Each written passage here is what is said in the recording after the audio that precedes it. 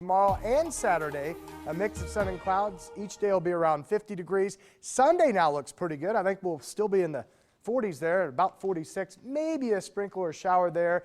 That's kind of the initial weak little impulse that comes out. There'll be a lull, and then the main storm starts to charge up over the Four Corners region of the desert southwest on Monday. That pulls out, expect snow to develop. May start as a little rain still mix late Monday, but Monday night and primarily Tuesday, which is Groundhog Day, incidentally enough, into Tuesday night and Wednesday morning. That's when the storm really cranks up. Those are where those snow projections are forecast for. Temps in the 20s. Getting colder, the winds could gust from 40 to 50 miles per hour with heavy snow, possible blizzard conditions. Again, that's a long ways away. A lot can change, but that's where things have stood all week and where they stand still this morning. All right, just a reminder, with that impending storm coming in, you can download Snowcast to your smartphone. Probably a great tool to have next week as that storm develops. Outside this morning, though,